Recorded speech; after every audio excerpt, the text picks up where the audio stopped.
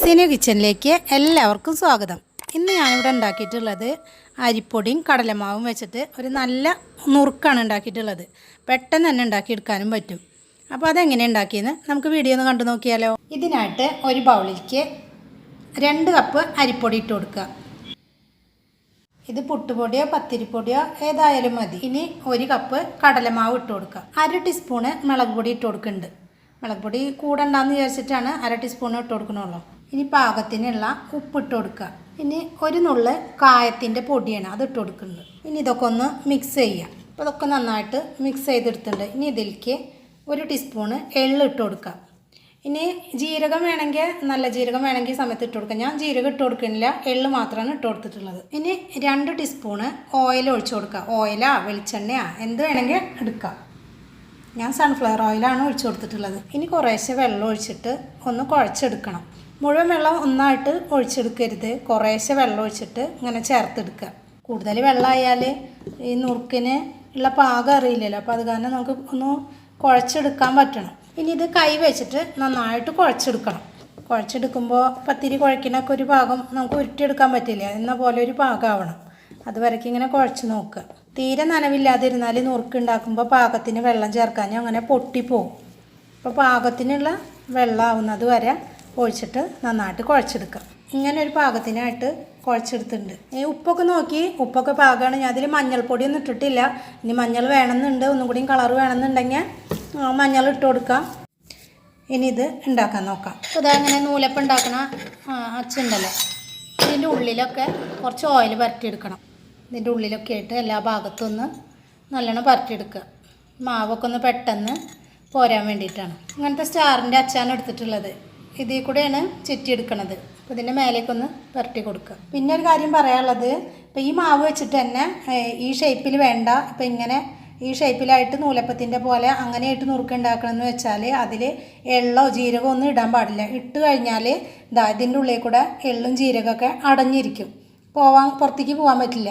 അപ്പോൾ മാവ് ഇങ്ങനെ വരാനും ബുദ്ധിമുട്ടാവും. ഇങ്ങനത്തെ അച്ചാവുമ്പോൾ മാത്രമാണ് ഈ എള്ള ജീരകമൊക്കെ ഇട്ടാലും വേഗം തന്നെ പോകുള്ളൂ. അത് പ്രത്യേകം ശ്രദ്ധിക്കണം. അപ്പോൾ ഇങ്ങനെയുള്ള നുറുക്കുണ്ടാക്കുമ്പോൾ ഈ അച്ചന്നെ എടുക്കാൻ ശ്രദ്ധിക്കുക. ഇനി അച്ചതിലിട്ട് കൊടുക്കുക. എന്നിട്ട് അത് കറക്റ്റാക്കി വെച്ചതിന് ശേഷം മാവ് എടുത്തിട്ട് ഇതിലേക്ക് ഇറക്കി വെച്ച് കൊടുക്കുക. ഇനി ഇങ്ങനെ നന്നായിട്ട് ഇത് തിരിച്ചിറക്കി കൊടുക്കുക. കറക്റ്റിനായിട്ട് ടൈറ്റ് ചെയ്യുക. അപ്പോൾ കറക്റ്റിന് അടച്ച് വെച്ചിട്ടുണ്ട്. ഇനി ഒരു ചപ്പാത്തി പലക എടുത്ത് മേലെ ഒരു കവറാണ് വെച്ചിട്ടുള്ളത്.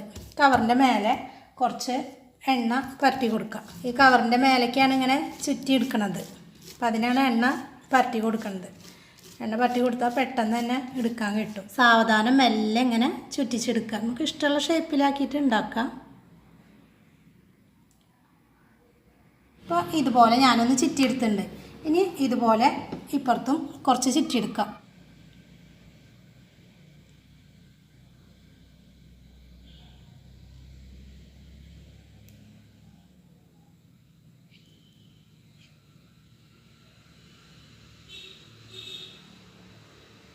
അപ്പോൾ എല്ലാതും ഞാൻ ഇതുപോലെ ചുറ്റിച്ചെടുത്തിട്ടുണ്ട്. ചെറുതും വലുതും അങ്ങനെ ഇടകലർത്തി എല്ലാതും ചുറ്റിച്ചെടുത്തിട്ടുണ്ട്. ഇനി ഇത് ഓയിൽ ഒഴിച്ചിട്ട് വറുത്തെടുക്കാം. വെളിച്ചെണ്ണയിലാണെങ്കിൽ അങ്ങനെയും ചെയ്യാം കേട്ടോ. ഏത് വേണമെങ്കിലായാലും കുഴപ്പമില്ല. ഒരു പാന് വെച്ചിട്ട് എണ്ണ ചൂടായിട്ടുണ്ട്. ഓരോന്നായിട്ട് എണ്ണയിലേക്ക് ഇട്ട് കൊടുക്കാം. എണ്ണ പുരട്ടിയിട്ടുള്ള കാരണം പെട്ടെന്ന് തന്നെ ആ കവറിൽ നിന്ന് കിട്ടുന്നുണ്ട്. ആദ്യം ഇട്ടതിനൊക്കെ ഒന്ന് മറിച്ചിട്ടിട്ടുണ്ട്. ഇത് പിന്നെ ഇട്ടതിന് ഒന്ന് മറിച്ചിട്ട് കൊടുക്കാം. ഇത് ചുറ്റിയെടുക്കാനുള്ള ഒരു ചെറിയൊരു ബുദ്ധിമുട്ട് മാത്രമല്ല, പെട്ടെന്ന് തന്നെ ഇത് ഉണ്ടാക്കിയെടുക്കാൻ പറ്റും. അതാ എല്ലാതും ഒരു ബ്രൗൺ കളറായി തുടങ്ങിയിട്ടുണ്ട്. ഒന്നും കൂടി മൂത്ത് കഴിഞ്ഞാൽ ഇതൊക്കെ കോരിയെടുക്കാം. അപ്പോൾ ഇതെല്ലാം പാകത്തിന് മൂത്തിട്ടുണ്ട്. ഇതൊക്കെ ഒന്ന് കോരി മാറ്റാം. ഇനി ഇതുപോലെ മറ്റുള്ളതും വറുത്ത് കോരാം. അപ്പോൾ അതൊക്കെ വറുത്ത് കോരിയിട്ടുണ്ട്. ഇനി ഞാൻ കുറച്ച് നീളനെയായിട്ടാണ് ചുറ്റിച്ചെടുക്കണത്.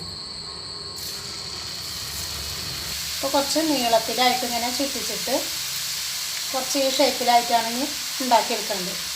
ഇഷ്ടമുള്ള അത്ര നീളത്തിലായിട്ട് കട്ട് ചെയ്തിട്ടെടുക്കാം. ഇതൊക്കെ ഏകദേശം ഒന്ന് മൂത്തിട്ടുണ്ട്. ഇനി ഇതുപോലെ ബാക്കിയുള്ളതും ചെയ്തെടുക്കാം. അപ്പോൾ ഇതാ നുറുക്കൊക്കെ 2 തരത്തിലായിട്ട് വറുത്തെടുത്തിട്ടുണ്ട്. കുറച്ചൊരു നീളം ഷേപ്പിലായിട്ടും വട്ടത്തിലായിട്ടും വറുത്തെടുത്തിട്ടുണ്ട്. കടയിൽ നിന്ന് മേടിക്കുന്ന അതേപോലെ തന്നെയാണ് ഇപ്പോൾ നുറുക്ക് ഉണ്ടാക്കിയെടുത്തിട്ടുള്ളത്. അതാ നല്ല ക്രിസ്പിയാണ്. പൊട്ടിക്കുമ്പോൾ തന്നെ അറിയാം. എളുപ്പത്തിൽ തന്നെ ഉണ്ടാക്കിയെടുക്കാനും പറ്റും. അപ്പോൾ ഇതുപോലെ ഒന്ന് നിങ്ങളൊന്ന് ഉണ്ടാക്കി നോക്കുക. വീഡിയോ ഇഷ്ടമായാൽ ഒന്ന് ലൈക്ക് ചെയ്യുക, ഷെയർ ചെയ്യുക, സബ്സ്ക്രൈബ് ചെയ്യുക. Thank you.